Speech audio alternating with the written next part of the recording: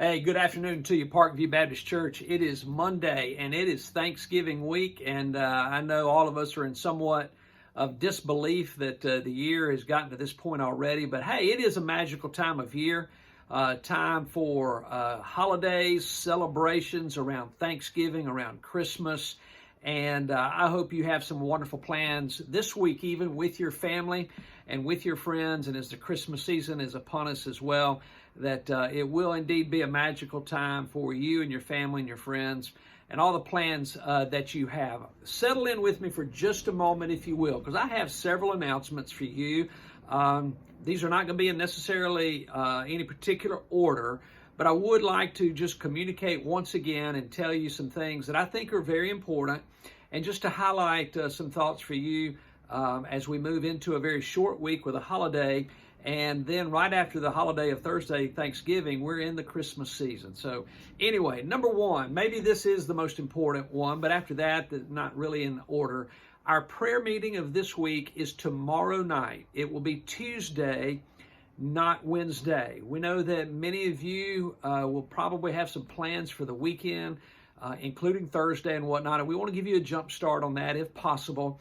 And so please join us here at the church tomorrow night for our regular Wednesday programming. And for us adults, that means we're going to be in the sanctuary and we're going to do a lot of praying. I'll share a brief message with you again also on Tuesday night, and look forward to being with you at church tomorrow evening. As I've already said, Thanksgiving is here, so I do hope that as you travel safe, you travel well, and that you get to do all that you want to do in that. Now, as we get past Thursday, we are going to enter the Christmas season immediately, because here's what I want us to do.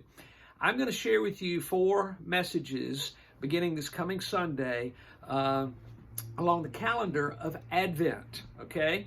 I don't know if you've ever really celebrated Advent or observed it in some ways, but it's going to be a 4-part series because Advent always includes the 4 Sundays prior to Christmas. And so I want you to come and discover some great things about Advent with us. And the 4 Sundays are going to have as our themes hope, peace, joy, and love.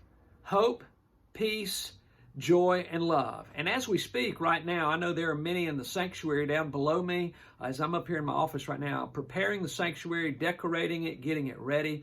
And one of the things that you will see as a part of our decoration is on the Lord's Supper table. We're going to move it in front of the pulpit again, and we're going to have our Advent wreath on there. And I hope it's going to be a special time as we start this coming Sunday, the 28th, as we celebrate Advent. Now, on our 4th Sunday of Advent, which will be December the 19th, the final Sunday before Christmas, we are going to culminate our Advent celebration by celebrating the Lord's Supper together. So I hope you'll have that on your calendar for the 4 Sundays. Hope, peace, joy, and love will be the 4 themes of Advent this year. And on that final Sunday, the 19th, we will then again celebrate the Lord's Supper together. Now, another thing that we always get to do, at least in the Southern Baptist Church, when it comes to the Christmas season, is we get to participate in a tradition that we've always done, and that is give of our Lottie Moon Christmas offering. This is for our international missionaries, and one of the great things about our special offerings that we take during the year is that these offerings send 100% of our dollars to the mission field. None of it is kept back for any administrative costs or anything like that. So every dollar we give this year, again, to our Lottie Moon Christmas offering will hit the international field. And our goal for this year is a lofty goal. It is $6,000.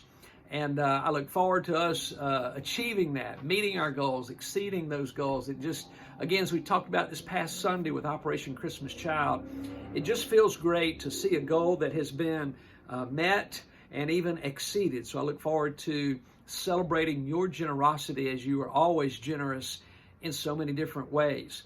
Now, there's another way for you to be generous. We have entered into this partnership with the Eufaula Police Department.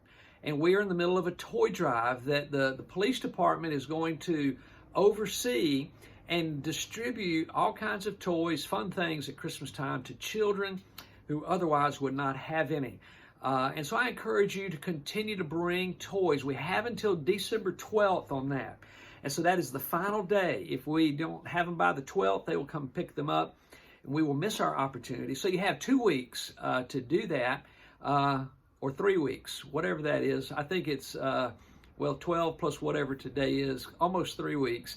Again, my math can be fuzzy at times, but you be generous once again. I mentioned to the church I'd love to see 500 toys. I'd love to see at least half of the amount of Operation Christmas Child boxes met, and that would be around 500 toys to be given, anywhere up to age 14. Boys and girls, you don't have to wrap them. That way they'll know how to distribute them and get them out, and that'll be a wonderful opportunity for us to give to those who are not as blessed as we are. I also want to encourage you to be a part of our Christmas at Parkview on Sunday night, December the 12th. We don't have a whole lot of sign-ups yet, but I encourage you, sign up. We would love to hear from you. These years that have gone, almost 2 full years of COVID, we've cut back in a lot of our music. We've just don't have as much going on. I encourage you to come back out. Put the microphone in your hand. Put the track in JB's hand, and let's get ready. Let's sing a lot. Our praise team will lead us some. Others that have already signed up will lead us as well. And then we're going to finish that night with a dessert fellowship across the parking lot in our fellowship hall. So I hope you'll come to that. I know there's a lot of Sunday school parties and other events that you're going to be a part of, but I hope that'll be on your calendar, as our discipleship groups will not meet that night.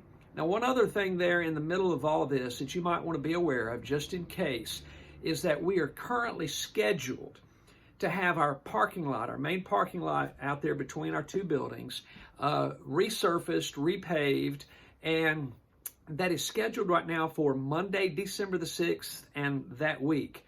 It's probably going to present a challenge for our school, the Parkview Christian School, and for any other coming and going that's going to be happening that week. And so you may end up having to park in the pecan orchard or something like that. But just remember that week right now is what we're scheduled to have the parking lot resurfaced, and we'll try to keep you up to date on that so that you will know. Another thing that I'd love for you to get the word out on, and do your best to try to include and invite those to, is the Young Adult Passion Conference for January 2nd and 3rd.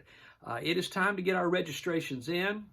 We have reserved, I believe, 20 spots, and Stephen and Melody will be escorting as many of our young adults as possible, the age 18 to 25, to Atlanta, Georgia, for a special time to kick the year off right in young adult ministry, led by Louis Giglio and the Passion Church there in Atlanta.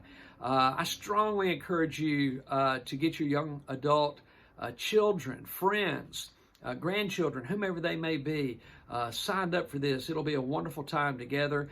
They've already made hotel reservations. Tickets have been reserved. Love to see our young adults just absolutely come together and begin the year off right, where we can see a young adult ministry come out of this. It would be a fantastic thing. Now, 2022 is coming fast. All right, I just have a couple more things for you. 2022 is literally right around the corner. And we have a lot of work to do as a church. And we are going to move forward. I am going to move forward as if COVID never existed. Now, I know it still exists. I'm going to move ahead as if there's no restrictions, and I'm sure there still will be. But we're just going to move ahead because the gospel must go forth.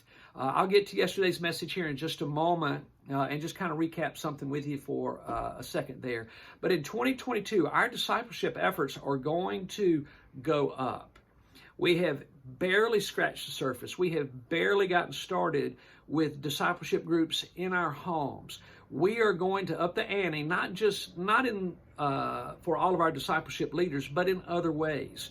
For example, I am creating, and I have created, and still doing so, what I call a baseline of discipleship classes that begins with no assumptions made. No assumptions made about what anybody knows about Christ and about the church, and even about who we are as a Southern Baptist church. Things like tithing. We talked about money a couple of weeks ago. And we are going to begin, I will begin leading us through, and I want everybody in the church to go through every one of our baseline discipleship classes and times together. And then from that, we're going to spring into many more discipling opportunities, because one of the things I told you when I was your interim pastor, and you asked me to be your pastor, I said, I am going to train you to be what I have been, and that is a workplace missionary, a workplace evangelist.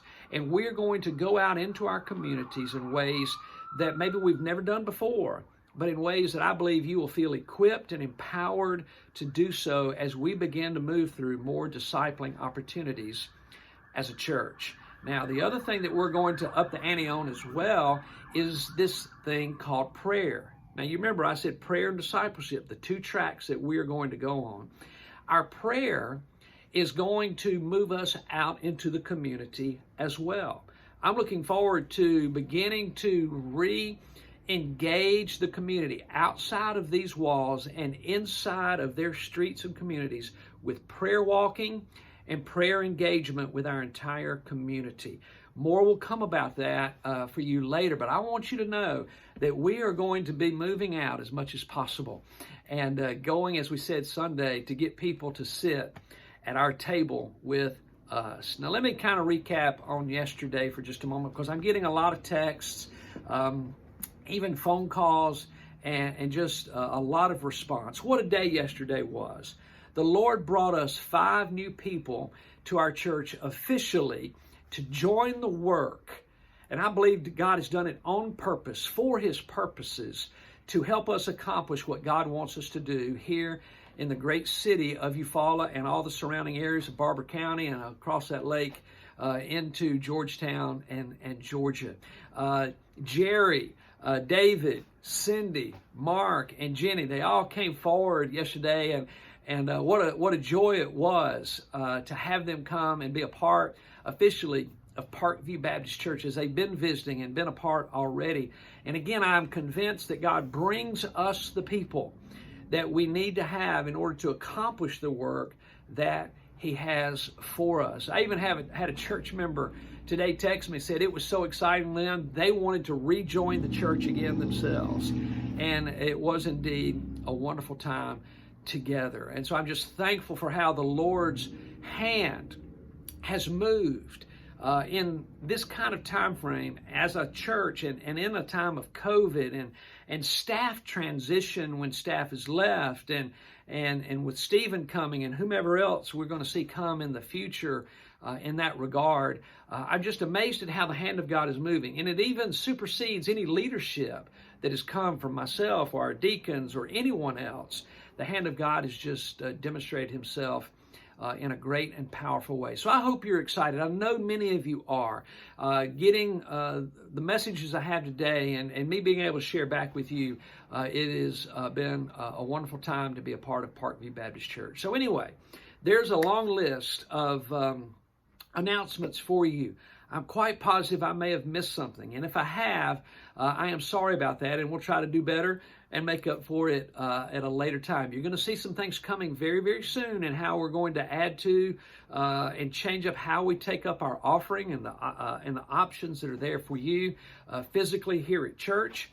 And again, just little by little, other things will be coming. So I hope you'll come by the church office if you'd ever like to sit down and visit with me and talk to me, or pick up the phone and call me and say, hey, Mike, come see me. I got some things I'd love to talk about, visit about. I'm always glad to come into your home or wherever. Go out for lunch or a cup of coffee or whatever the case may be. Love to hear from you. I know it's going to be a busy time of year, so take a deep breath and just enjoy. Enjoy the holidays. Enjoy the Thanksgiving time where you can get around the table with your family and remember a lot, as we talked about yesterday. Think about all that God's done for you, and let it just draw out the thanks in your heart to Him for all He's done for you. And then as we enter what's normally known as the hustle and bustle of Christmas, I hope that you'll slow it down enough, and especially as we celebrate Advent, to slow down and remember that we have some things to look forward to, even as Advent was a way of anticipating the coming Christ. Well, we have our own version of our own Advent today, and that is we are anticipating and expecting the second return of Christ ourselves. And so we're going to have some fun on Sundays as we talk about the hope and the peace and the joy and the love that comes with the anticipation of our risen Savior coming back again, just as we did as we do every year for Christmas. God bless you. I hope you have a great day and a great week. Travel safe, travel well, and I look forward to catching up with you on Sunday. Take care. Bye-bye.